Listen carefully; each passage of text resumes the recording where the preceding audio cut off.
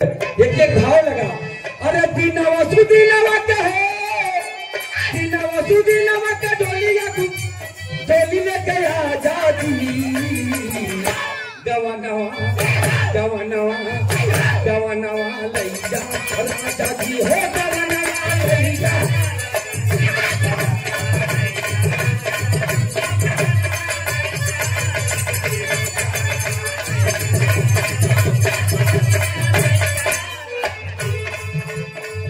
आदरणीय आप हमारे रानी जाते हैं।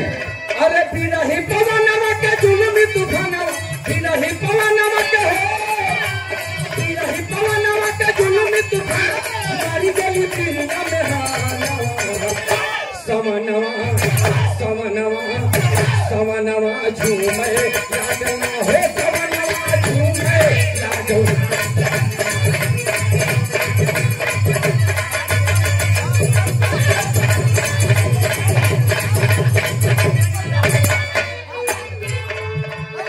सरजू नदी के किनारे मेला लगा हुआ है। उसी मेले में रानी जाती है। होता क्या है मास्टर? अरे मेला वाला गलबा भाई सरजू किनारा, मेला वाला गलबा।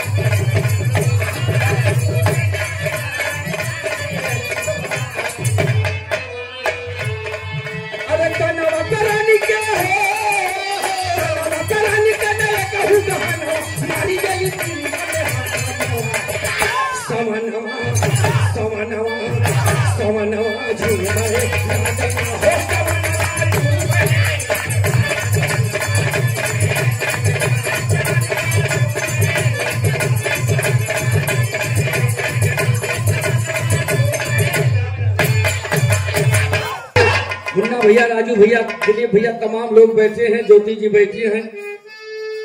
अगर एक गायिका के देखा था तो ज्योति जौन मोह करत है कि का बताओ। एकदम सही बताओ। ऐसे कि हम बच्चे बतलाई थे ना, कहाँ जौन बात बोले थी मोर बप्पा ने सोचा हमारे आगे क्यों आई। लेकिन ये धरती भीड़ों से खाली नहीं है। नारी न मोहे नारी का रूपा, एक नारी राजा के औरत के जौन बाटे मार दे ताना करे बाप राजा चकवेणी की औरत। इसका पहनावा कैसा है? और रानी आती है, और रानी जब आई तो राजा चकवेणी से जब सारी बात बताती हैं तो राजा चकवेणी मंत्री को बुला करके एक पत्र लिखते हैं। 3 रस में माचा राम बाबू यादव भावी बीडीसी प्रत्याशी छिलैया की धरती से 100 रुपया नमन बंधन आशीर्वाद दिखाना।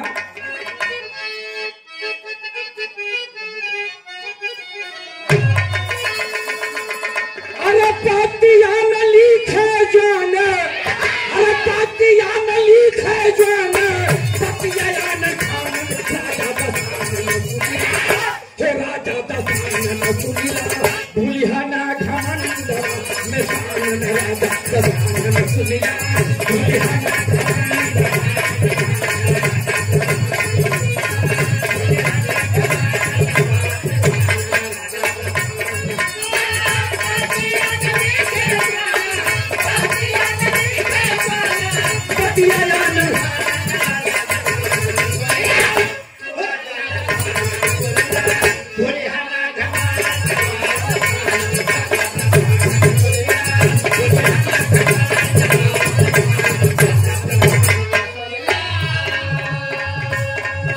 आप हमारे छोटे भाई नवनीत कुमार यादव साहब के एडवोकेट हाई कोर्ट, हमारे बड़े भैया नवनीत यादव मास्टर साहब जी के आप भाई हैं, हमारे भी भाई हैं। 100 रुपया छिलैया की धरती से राजा चक्रवेणी मंत्री को बुला करके एक पत्र लिखते हैं। कहा जाओ राजा रावण से 1.25 मन को सोना करके रूप में मांग करके लाओ। अरे 1.25 मन सोना, अरे कारावा में 1.25 मन सोना भेजवा।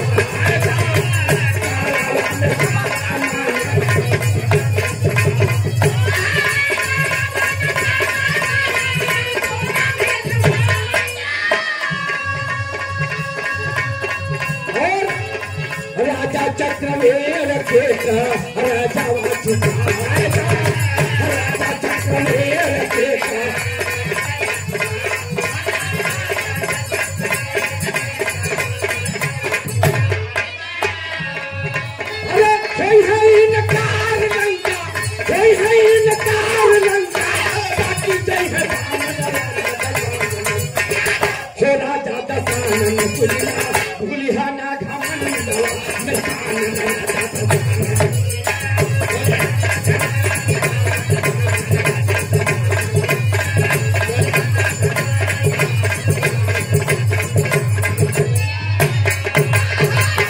जनता की बात है, जनता जिसको देख लेगा, चाहे मैं हूं चाहे आप हूं चाहे मैं, इसलिए प्रेम बना रहे। और हार जीत जब तक हार नहीं होती तब तक जीत का आनंद नहीं आता। इसलिए कहना है राजा चक्रवेल मंत्री को बुला करके पत्र लिखते हैं, कहा जाओ राजा रावण के पास 1.25 मन सोना करके रूप में लेकर के आओ। मंत्री जाता है, दिलीप भैया, राजू भैया, तमाम लोग बैठे हैं, श्याम बाबू भैया, चाचा जी। मंत्री जाता है उधर समुद्र के किनारे, राजा चक्रवेल देखे कितने ज्ञानी ध्यानी राजा हैं, किसान हैं, लेकिन ज्ञान ध्यान भक्ति कितनी बड़ी है। राजा को ध्यान करता है, समुद्र के उस पार जाता है, रावण का दरबार लगा हुआ है। रावण को पत्र थमा दिया, जब रावण पत्र पढ़े कौन चक्रवेल राजा है, कहाँ का है।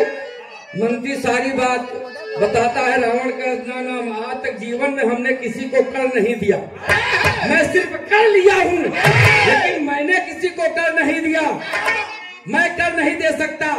मंत्री को धक्का दे करके बाबूजी राज दरबार से निकाल देता है। इधर निराश मंत्री जाता है, समुद्र के किनारे बैठा है, लेकिन ये बात रानी मंदोदरी देख रही है।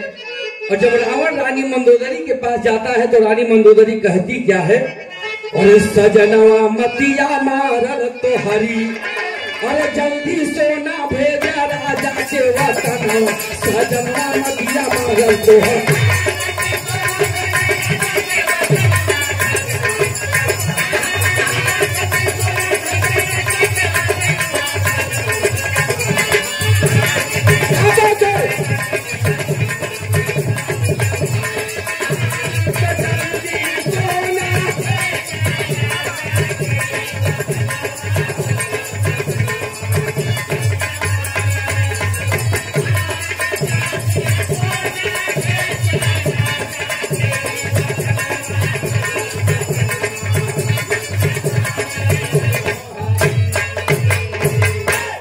आप हमारे चाचा जी श्री गिरिया शंकर यादव साहब जी आई कृपाली कर्म धरती से 100 रुपया नमन बंदना आशीर्वाद कामना।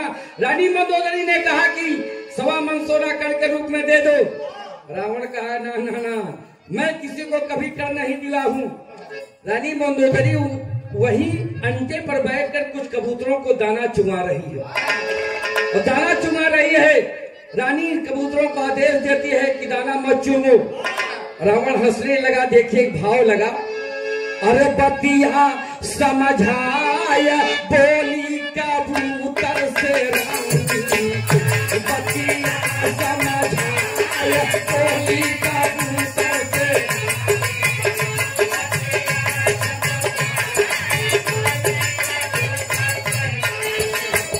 बतिया समझाया बतिया है,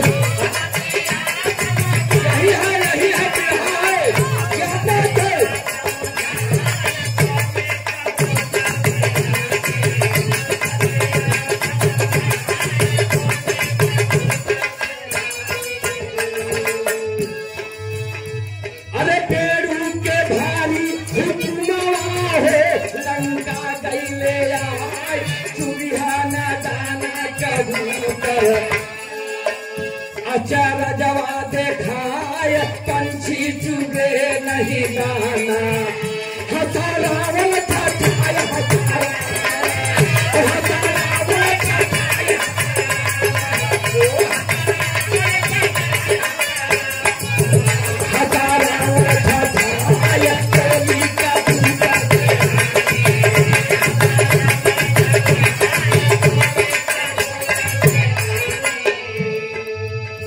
आदरणीय आप हमारे श्याम बाबू चाचा के समर्थन में उनके भतीजे साहब जा नहीं है।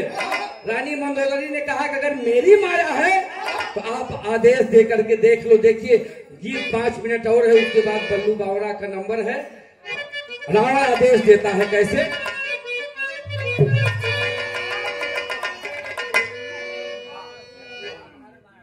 हाँ ठीक है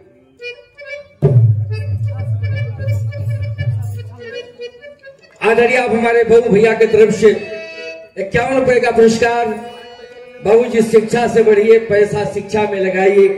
एक रोटी कम खा लेकिन अपने लड़का लड़की के बढ़िया पढ़ावा लिखावा।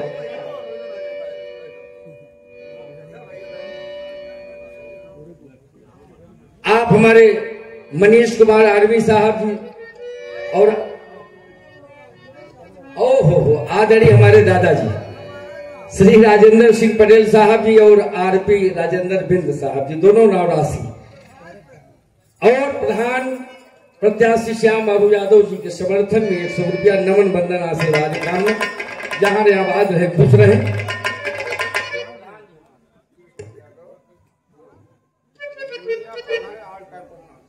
आदरणीय कृष्ण यादव साहब की दुनिया प्रधान लेकिन ये ऑल टाइम प्रधान है। ककरा की धरती से दुबावल से सुरनीपुर से 100 रुपया नमन बंदन आशीर्वाद कामना नेताजी श्री बलराम लाल यादव जी, स्वागत बंदन अभिनंदन। रावण देखिए आदेश देता है कैसे?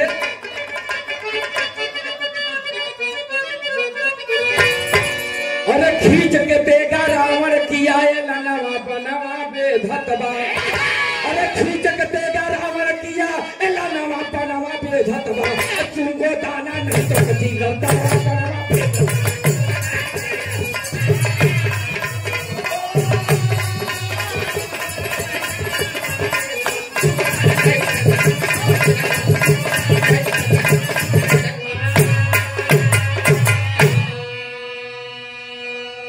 आदरणीय श्री श्याम बाबू यादव साहब की भावी प्रधान प्रतिनिधि साल 251 रुपए का पुरस्कार नमन बंदन आशीर्वाद कामना। माता रानी आपकी मनोकामना पूरी करें। बाबूजी रावण ने आदेश दिया कि दाना चुगो। एक भी कबूतर दाना चुगने के लिए तैयार नहीं है, अपनी मूड़ी ऊपर कर दिए। अरे घुमा लिए गर्दन को पंछी झंखे शेर जवाना।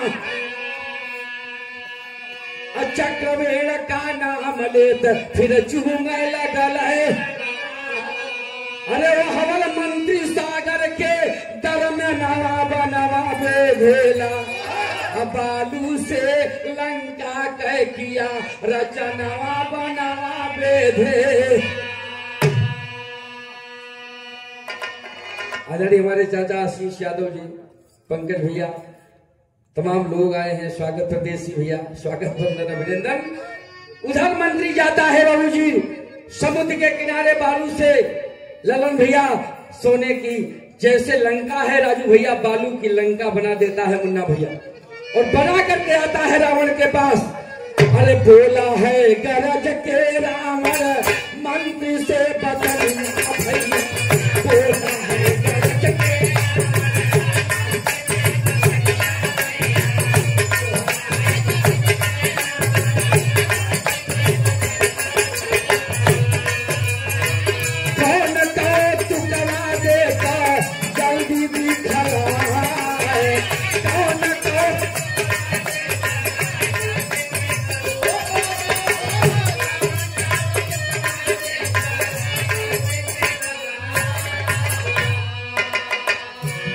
आदरणीय आप हमारे रावण आता है समुद्र के किनारे। मंत्री सोने की बालू की लंका का एक कोना ढहा देता है, एक कोना ढहा देता है। सोने की लंका का एक कोना ढह जाता है। बाबूजी राजा रावण की हिम्मत डोल गई, पिसाब लग गए। बाप रे, इतना बड़ा प्रतापी मंत्री तो वास्तव में राजा चक्रवेण प्रतापी होगा।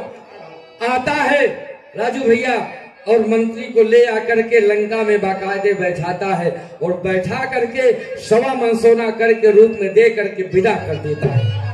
मंत्री जब इधर अयोध्या में आता है तब देखिए आखिरी भाव में कहना है।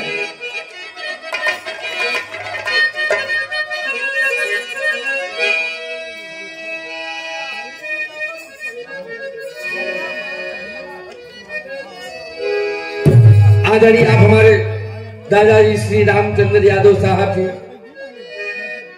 आदरणीय श्री स्वर्गीय दीनानाथ यादव साहब दरोगा जी, आदरणीय श्री स्वर्गीय मोदी चाचा जी, स्वर्गीय श्री हरिश्चंद्र यादव साहब जी, और आप आदरणीय श्री गुलाब यादव चाचा, शिव पूजन राम पूजन आदरणीय, हाँ हमारे शिव पूजन चाचा जी और सबसे छोटे राम पूजन चाचा जी सूबेदार विजय साहब। पूरे भाइयों की तरफ से हमारे मास्टर साहब जी की तरफ से 100 रुपया नमन बंधन। जहां रहे आबाद रहे खुश रहे। देखिए आप हमारे शिष्य कुंवर बहादुर जी लीलापुर कोटवा की धरती से एक बार इनके लिए हथेली बजाइए। 100 रुपया सुंदर पुष्पहार। बैठे बैठे बैठे।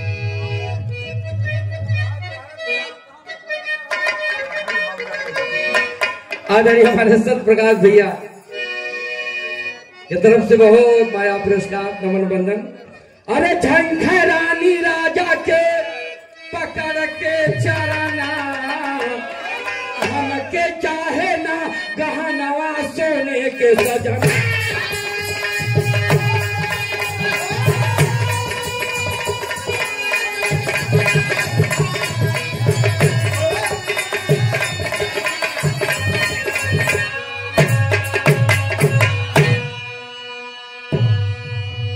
झंखा रानी राजा के पकड़ के चरना, हमके चाहे ना गहनवा सोने के सजना। रानी बाबूजी राजा चक्रवेण के चरण को पकड़ लेती हैं, कहा कि बस बस आपसे बड़ा इस दुनिया में मेरा कोई देवता हो नहीं सकता। अगर पत्नी हो तो ऐसी हो, अपने पति के प्रताप को सुनती है, अपने पति के चरण को पकड़ करके रोने लगती है। राजा चक्रवेण ने कहा प्रिय कोई बात नहीं, आपको किसी ने ताना मारा था इसीलिए मुझे ये सारी बात करनी पड़ी। अरे रावण वाला सोनवा लंका में लवटा है। रानी ने कहा कि रावण वाला सोनवा लंका में हम के चरण के जोगिनिया, अरे जकरे हुकुम से कांपे धरती गगना, के चाहे ना गहनवा सोने के सजना। जिसके हुक्म से पूरा धरती गगन कांपता हो, उस औरत को क्या चाहिए? कुछ नहीं चाहिए, आप जैसा पति मिल जाए। इसलिए बहू जी ज्योति जी को बहुत बहुत बधाई। आप समय से आप वर बंधन में बढ़ी, इसके लिए आपको सहर्ष धन्यवाद। और आप मनीष जैसा आपको साथी मिला, अपने रानी को अपने चरण में बैठाते हैं, प्रेम देते हैं, आशीर्वाद देते हैं। अंत में कहना है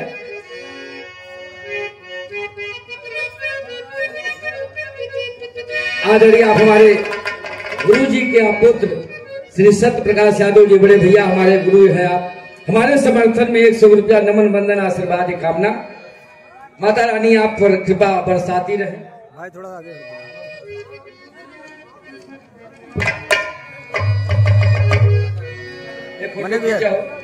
हमारा बचन की फोटो वायरल कर दिया, बहुत जबरदस्त जाए, समझ ले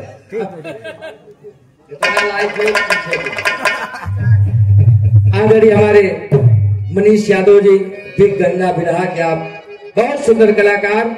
और आप आदरणीय हमारे ज्योति जी के हस्बैंड पति देवता राजा चक्रवेण के सरीखे आप हैं। आपके पिताजी भी बहुत बड़े गायक हैं, राम मिलन यादव साहब। एक बार इनके लिए हथेली बजाइए। जौनपुर की धरती से आए हैं, इनका स्वागत बंधन। ऐतिहासिक धरती पाली करणपुर जियाईपुर प्रयागराज शिवैया सुमेरपुर मुरार पट्टी भट्टी बड़ी साल नेवी कला शख्स झूसी महीन पूरे धरती की तरफ से आपका स्वागत बंधन।